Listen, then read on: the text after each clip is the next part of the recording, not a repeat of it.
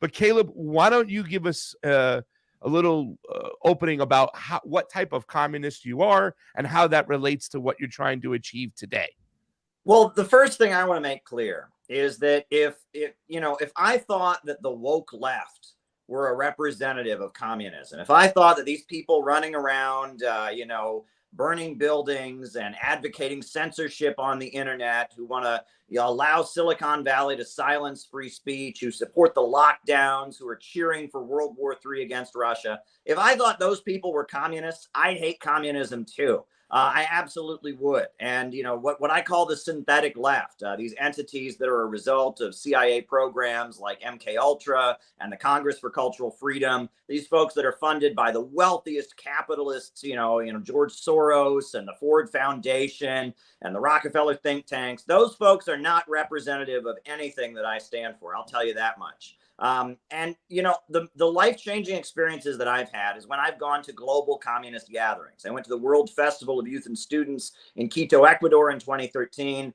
I went to the World Festival of Youth and Students in Sochi, Russia in 2017. I've been to Venezuela. I've been to Nicaragua. I've been to countries where there are big communist parties that are leading millions of people. And what's interesting is, Dave, when he was starting out, he said, I look like a capitalist and he looks like a communist. When I go to actual countries where there are big, major communist parties, they wear suits and ties. They look like serious worker politicians, and they represent millions of people. And their focus is on economic development. It's about raising people up out of poverty.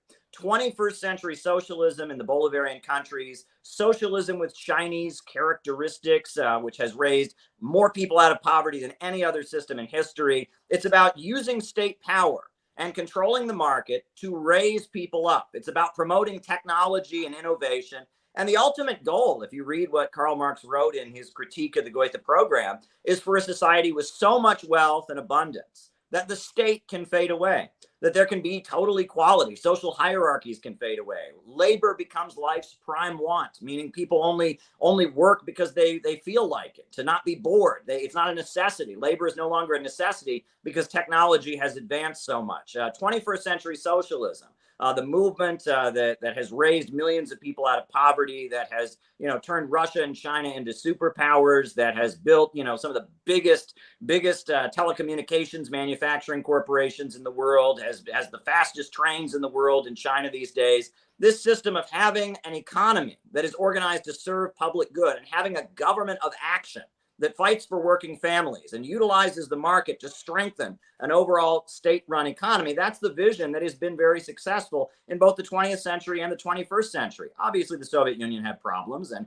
we've modernized, and things have changed. But around the world, if you get past the woke left and all these hipster kids that think they're Marxists, there is a global communist movement that runs many countries: Vietnam, China, Angola, many countries around the world, Cuba, Nicaragua, Venezuela, and they have had very positive results by utilizing a market sector to fit in with an overall state central vision for leading toward that ultimate goal of a stateless, classless world, building up and advancing technology. And I think a lot of libertarians, if they saw it this way, if they saw that we believe in technology, we believe in growth, and we believe in innovation, and we see capitalism and the rule of the world by big banks and big corporations, what Lenin called imperialism, capitalism in its monopoly stage, the highest stage of capitalism.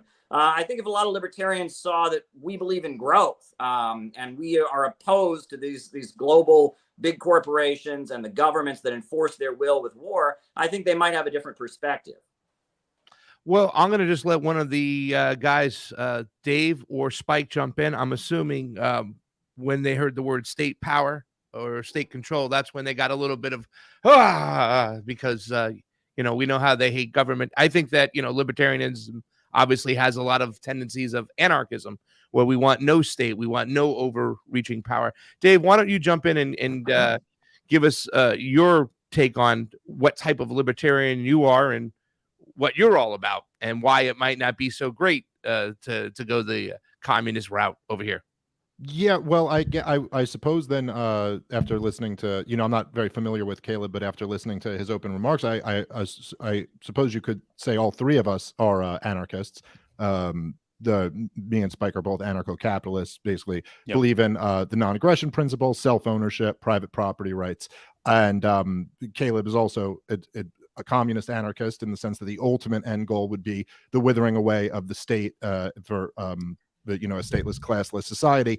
I would certainly be skeptical that the path toward abolishing the state would be to grow the state to be tremendously powerful. That seems counterproductive to me, and I don't think you're ever going to end up getting to that point. I think I can speak for Spike as well, and he can correct me if I'm wrong, but I'm not, because I know Spike very well, that both me and Spike have really no issue with socialism so long as it's voluntary. I mean, we have no issue with worker co-ops or people buying up plots of land and sharing them around. No issue with, all pitching in for mutual aid or something like this to take care of healthcare or something like this.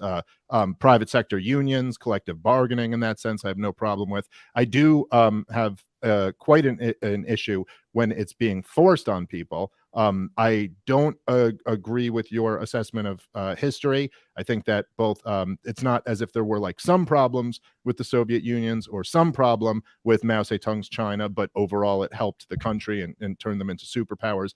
I think these were two of the most horrific regimes that have ever existed. And I would say that China has, while they're still, of course, the in name Communist Party, that's the one party dictatorship over there, they certainly have moved far away from the communism of Mao Zedong, announcing that wealth is now good, making it much easier for people to start businesses and make money. I think that is much more accurately what is their kind of what's helped improve the situation for millions of people over there in China, although it's obviously still a lot of problems. I do agree with the criticisms of the imperialist West. I think that, if you want to describe that as capitalism, because semantic debates are the most boring and least productive debates, I would just say that what me and Spike are advocating for is laissez-faire, non-interventionist free markets, and that certainly the most powerful government in the history of the world, the United States of America, going all around the world, starting wars for profit, is certainly not anything that we would be advocating for.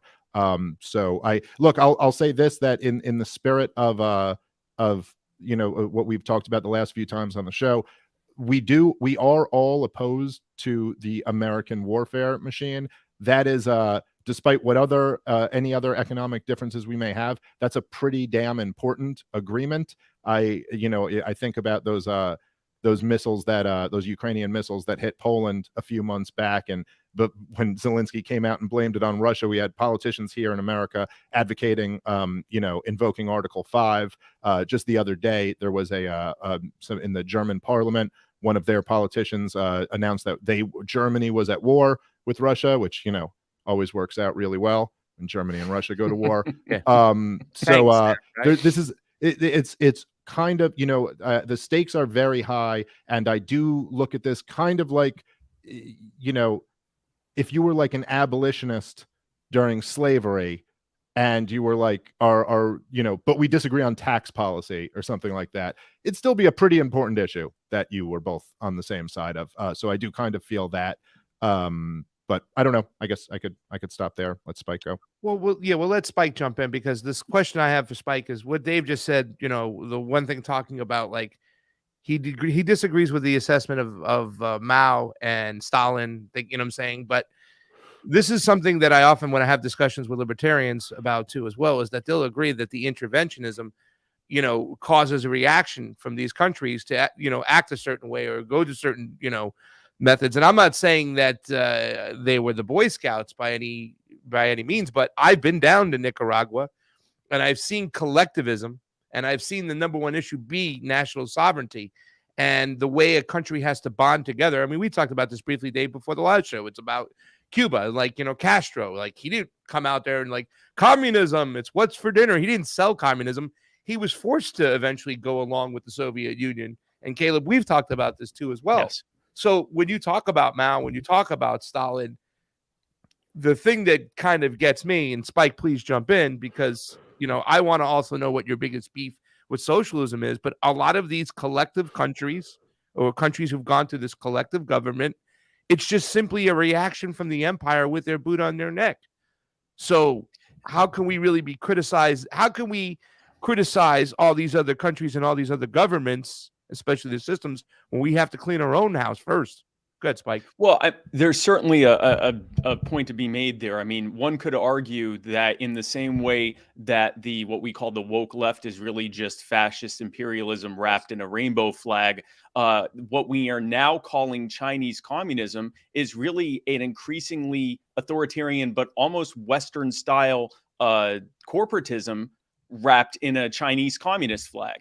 But I would say it's correct that is a kind of reaction to Western forces or Western elements of Western policy, where the corporatists who run things in the Western world, in order to basically destroy their smaller competition, so poison the well with regulatory burdens and tax burdens in their home countries that they destroyed their competition, with the idea that they would go over to countries like China and like Vietnam and so forth and set up shop there.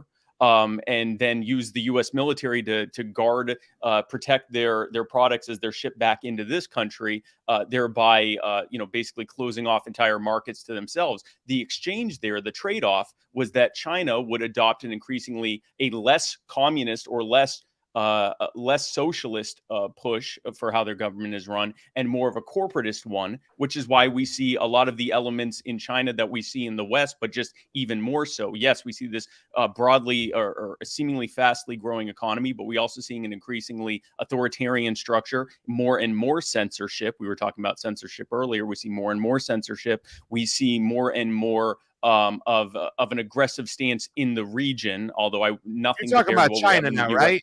You're talking. Yeah, we're talking specifically about China. This is the thing. I don't want to interrupt you, but see, as you're saying that, Spike, and I got to stop you and stuff like that. We're talking about they're being more authoritarian. They're bringing more of this. They're lifting way more people out of poverty, and our streets are getting filled with more and more homeless people. You know what I'm saying? Well, so I don't mean to stop you, but this is the part until the debt bubble bursts. So China, we talk about the debt bubble and inflation that's happening here, and the looming threat of that. If you compare that to China's, it's barely even comparable. And the point of that is, yes, in part, that was a reaction to things that were happening in the West, to basically create monopolies in those Western regimes. What I would say is that our criticism, if you wanted to say a criticism of communism writ large, is that, like Dave said, this is the idea that you can have a large and growing state that is somehow going to eventually fade away. That's not what governments do. Governments get bigger and get bigger and get bigger until they're checked, not because people go, okay, thanks, we don't need you anymore, but because people say, no, we don't, we refuse this. And I mean, just looking at China's zero COVID policy, I don't think that a country whose government has done this and continues in some cases to do this to people is going to anytime soon turn into anything resembling statelessness. I'm going to let Caleb respond to that. And I don't want to lose my chain of thought here. You know what? I'll let you jump right in, Caleb, and I'll circle the wagon, because the solution, Spike, is the thing that it just drives me crazy sometimes when I'm speaking to libertarians about economics, right? Like, it's always like, well, we have to eliminate the state because the state's the problem. It's not just going to go away. I don't think that government is just necessarily the problem. I believe that people are the problem. It's not that government is corrupt. It's that people are corrupt. So how just by removing the entity of government is just this going to straighten itself out? And let Spike respond to that. Yeah, I'll answer that specific thing, and I won't go into a whole diatribe so that Caleb can talk about this. Government is simply people with centralized power and presumption of authority. That's what government is. So yes, we understand that there is no what we call a Rothbard button where you can press it and government goes away. But we believe that the answer is scaling back government. And yes, it's going to be incremental, but scaling back government, and in doing so, scaling back the power that the corporate entities are able to exercise through government, and decentralizing that power back to the people as opposed to having it centralized into a relative handful of people, and that any push to further centralize and consolidate that power is going to have the opposite of any potentially intended effect of helping the people as a whole. So that's what I would say about that. Yes, people can be corrupted. They're corrupted through power. And so when you centralize power, they're even more corrupted. That makes sense. Go ahead, Caleb, respond. Okay, well, I got a couple things I want to say. The first thing I want to say is we got to be clear about what terms mean. You know, when you all say capitalism, you probably just mean freedom, starting your own business, etc. And we have different definitions of these terms. When I say capitalism, I mean a system where production is organized for profit, where the primary motive force behind economic activity is private entities looking to enrich themselves. Socialism is when the means of production, the banks and the factories and the major industries and the centers of economic power are forced to operate according to a central plan so that growth is no longer restrained and they can continue to operate without the boom-bust cycle and without the problems intrinsic in capitalism. I always use the example of self-driving cars. In a rational society, self-driving cars would be a great thing. All the labor that goes into driving and traffic courts and Uber drivers would be gotten rid of. People could focus their labor elsewhere. We'd have a much more productive society. But Andrew Yang pointed out that under our system, self-driving cars would lead to riots in the streets. There would be mass unemployment and hunger. And this is the problem of capitalism. The capitalist is always looking to produce as many goods as possible. But in the process of doing so, he wants to eliminate the jobs. The worker cannot buy back what he produces. You have a frequent problem of gluts and overproduction, the tendency of the rate of profits to fall. This is the Marxist understanding. And I also want to talk about, you know, when you talk about freedom, and this is a very important point. And I guess freedom in any society is always proportional to the amount of economic development that there is. Nobody anywhere in the world was talking about freedom of speech or freedom of religion or freedom of assembly until like the 1400s in Europe. And were people just evil until John Locke was born? Of course not. There was just not a level of economic development that could necessitate and allow that kind of freedom. That the dawn of capitalism emerging from feudalism gave birth to a new level of abundance and productivity in society, which led to a new level of freedom.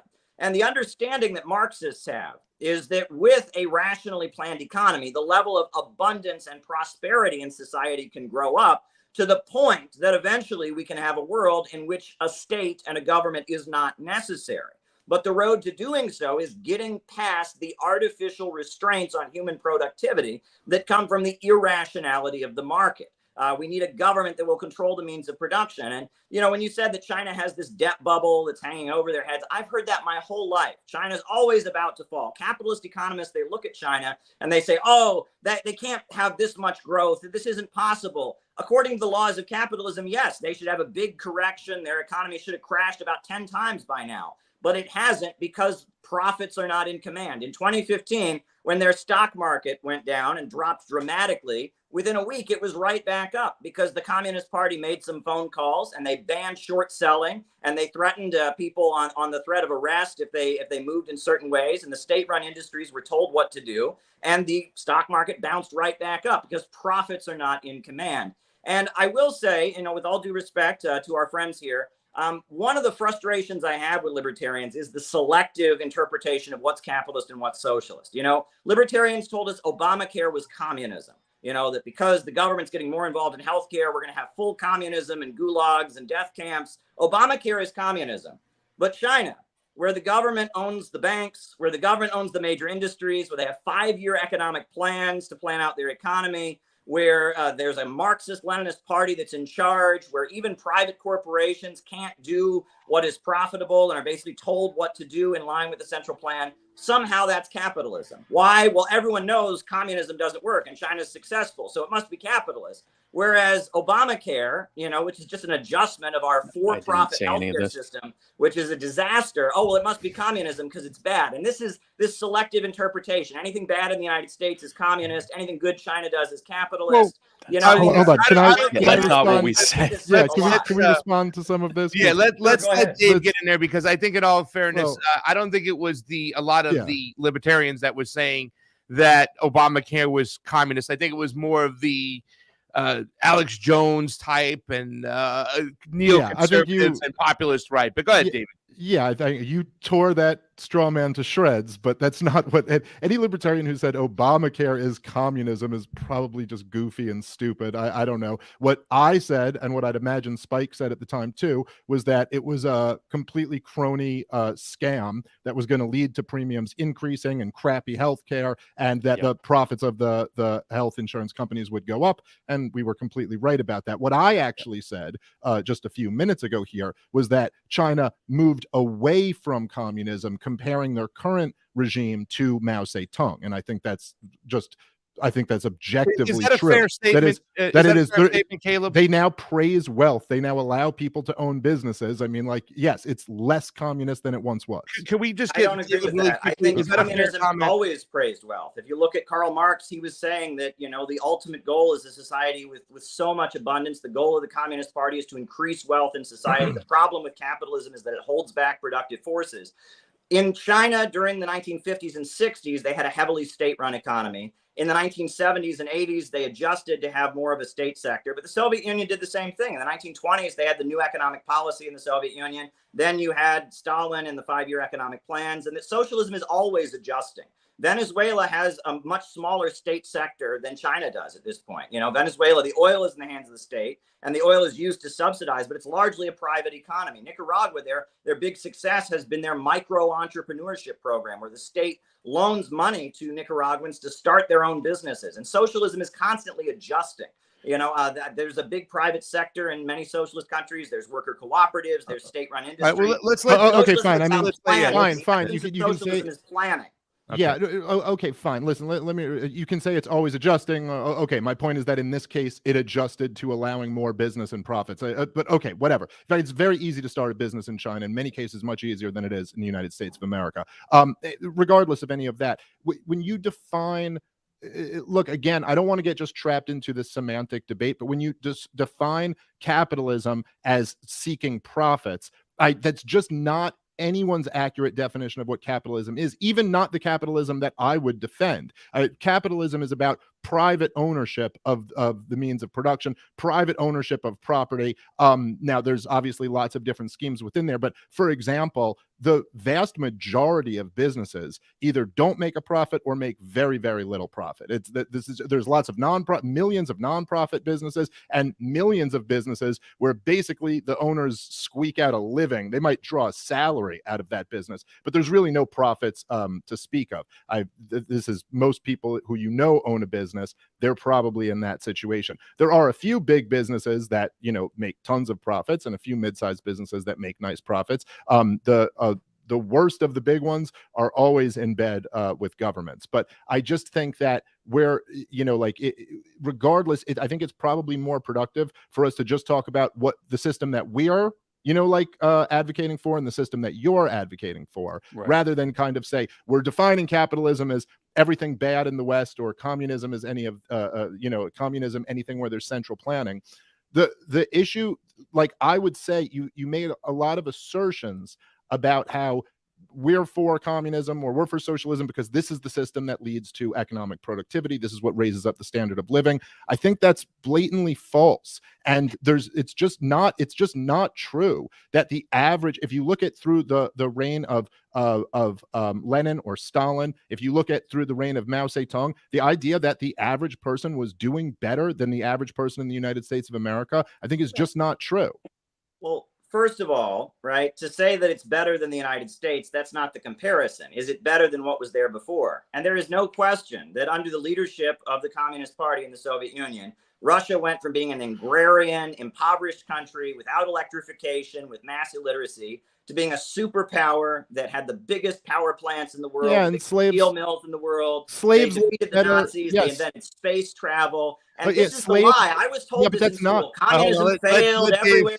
This is no type of had huge astronomical successes. Right, but this is the life expectancy went up, living conditions went up. Okay, let's let Dave. Yeah, let's let who Dave patented respond. the first mobile phone? It was Kaprianovich in the Soviet Union. But communism never invents anything, right? But no one said that, dude. Just stop. Hold on, guys. Who built Listen, the world's largest hydroelectric power plant?